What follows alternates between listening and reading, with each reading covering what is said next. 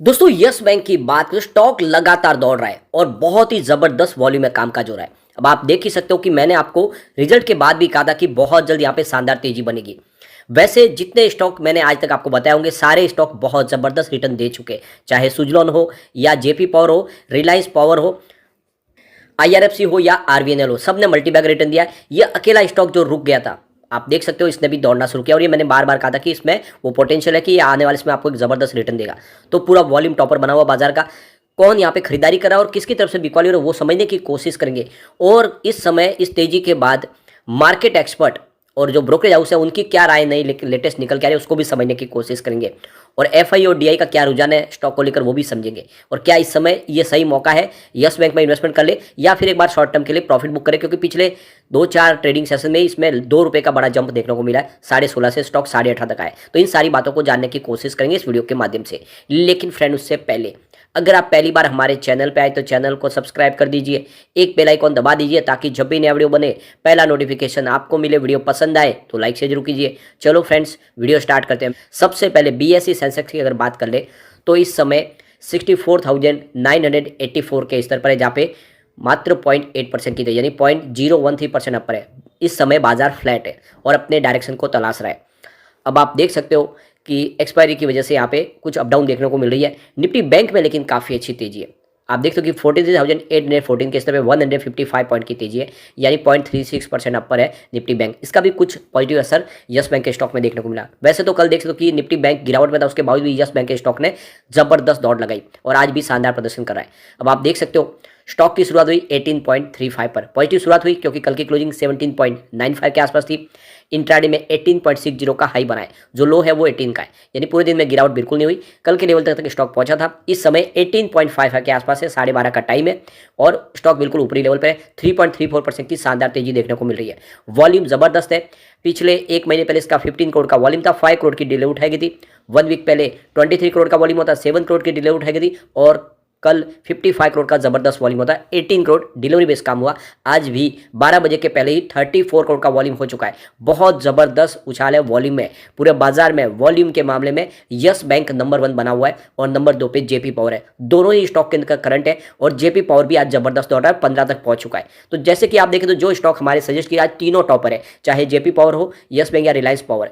और रिलायंस पावर ने 21.5 की दौड़ लगा दी है। तो आप देख ही सकते हो कि आपने जो लगातार मेरे वीडियो देखे होंगे तो ये सारे स्टॉक कभी से, जब 2-3 सालों से बता रहा हूँ, अब स्टॉक बहुत जबरदस्त रिटर्न लोगों को दे रहे हैं। यहाँ पे इसकी परफॉर्मेंस देखें, 2 नवंबर को स्टॉक 16.05 के आसपास था, 0.3% की तेजी बनी थी। 3 नवंबर की बात करें तो स्टॉक 16.45 के आसपास आया, 2.5% की तेजी बनी।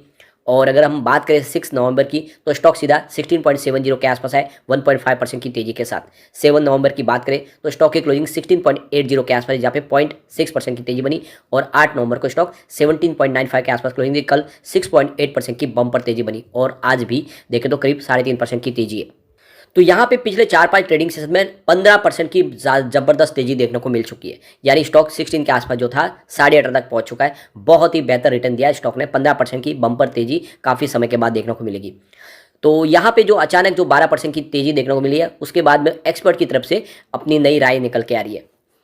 अब यहाँ पे यस बैंक को लेकर जो सीएनबीसी आवाज पे जब सवाल पूछा गया तो उसके जवाब में कहा गया शिवेंद्र की तरफ से कि 15 से लेकर 25 के रेंज फिलहाल इस स्टॉक की दिख रही है और इससे ऊपर अभी तक गया नहीं। 2 बार इसने ट्राई की है, 22 तक पहुंचा है स्टॉक, 25 को क्रॉस नहीं किया। एक बार 24.75 तक जाके रिटर्न आया और जैसे ही 20 के ऊपर स्टॉक जाता है वहाँ पे बिकवाली देखने को मिल रही है। तो कहा है कि फिलहाल स्टॉक को होल्ड करके रखें, अभी फिलहाल नई तेजी के लिए रुके। तो यहाँ पे 1 वीक में 13% का रिटर्न दिया है और पिछले 3 महीनों में 10% का पॉजिटिव रिटर्न दिया है। 1 साल में इसने 10% का रिटर्न दिया है। कोटक इंस्टीट्यूशनल ने अपनी नोट में कहा है कि संभावित तौर पर बैंक का कॉस्ट ऑफ फंड शिखर पर है। बैंक के लिए चुनौती है कि एनआईएम में सुधार का मतलब है कि लाइबिलिटीज प्रोफाइल में भी सुधार होना चाहिए, जो कि दरें ऊपरी स्तर पर लंबे समय तक रहने की वजह से मुश्किल हो सकती है। यानी कोटक इंस्टीट्यूशनल इक्विटीज अभी भी इसको लेकर आप समझ सकते हो कि चिंता में है। उनके हिसाब से यहाँ पे अभी प्रॉब्लम दिख रही है। तिमाही नतीजों पर नज़र में सितंबर तिमाही में देखें तो प्राइवेट सेक्टर के इस बैंक का प्रॉफिट सालाना दर पर 50% बढ़ा है। प्रोविजन में भी सालाना दर पर 15% की गिरावट देखने को मिली है और जो कामकाजी मुनाफा में सालाना दर पर सपाट ही रहा है। इस दौरान बैंक की जो रेवेन्यू उसमें 8% की बढ़ोतरी देखने को मिल रही है। ऊंचे रिटेल फीस की वजह से नॉन इंटरेस्ट इनकम भी बढ़ी है, जबकि ब्याज से आय यानी एनआई साल दर साल पर करीब 3% की गिरावट देखने को मिल रही है। क्वार्टर टू में नेट इंटरेस्ट मार्जिन साल दर साल के आधार पर 30 बेसिस पॉइंट घटकर 2.3 रहा है और तिमाही आधार पर भी इसमें 20 बेसिस पॉइंट की गिरावट देखने को मिली है। 30 सितंबर तक बैंक का ग्रॉस एनपीए 2% पर है। पिछले तिमाही के मुकाबले इसमें कोई बदलाव नहीं हुआ है। पिछले साल समान तिमाही में यह आंकड़ा 12.9% पर था। इस दौरान बैंक का नेट एनपीए 0.9 के आसपास आ गया और पिछले सितंबर में 3.6 के आसपास था। पिछले तिमाही में 1% के आसपास था। तो आप देख सकते हो कि अभी भी जो ब्रोकरेज हाउस है वो इसको लेकर अभी भी माहौल निगेटिव बनाए हुए है। आईसीआईसीआई सिक्योरिटीज की तरफ से भी 14 का इसका टारगेट दिया गया। उनके हिसाब से स्टॉक 14 तक जाएगा और इसका उलट हो रहा है। आप देख ही सकते हो कि ब्रोकरेज हाउस भले ही कुछ कहे, स्टॉक तो दौड़ना शुरू हो चुका है। अब आप देख सकते हो इस स्टॉक के अंदर यहाँ पे इसका रेवेन्यू जो है 2023 में सबसे शानदार बढ़ा है। 2019 की बात करें तो जो रेवेन्यू था साल का 29,623 करोड़ के आसपास था, जो 2022 में घट के 19,018 करोड़ के आसपास आ गया था। लेकिन अब आप देख 2023 में 22,702 करोड़ तक पहुंच गया है। तो काफ़ी शानदार है। इसके रेवेन्यू के मामले में 2023 सबसे बेहतर रहा है।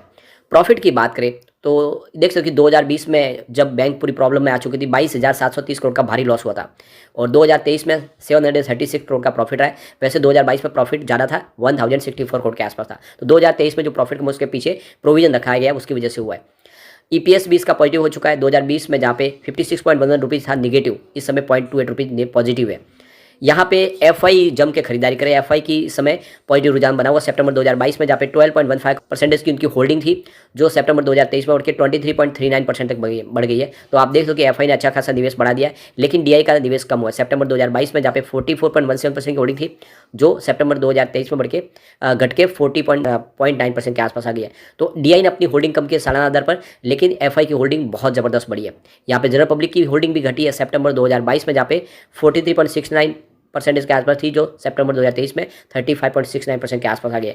तो एफआई अपनी होल्डिंग बढ़ा रहे। जनरल पब्लिक और अगर देखें यहाँ पे बड़े फंड हाउस तो उनकी होल्डिंग कम जरूरी है, उन्होंने थोड़ा सा भरोसा इस पर कम रखा है।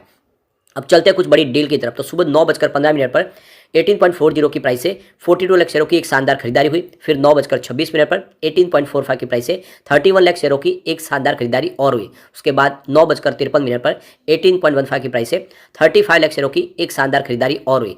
उसके बाद 10:07 पर 18.15 की प्राइस से ही 41 लाख शेयरों की जबरदस्त खरीदारी हुई। यानी सुबह सुबह जम के खरीदारी शुरू हुई, लेकिन उसके बाद 10:26 पर 18.10 की प्राइस से 65 लाख शेयरों की एक बड़ी बिकवाली हुई।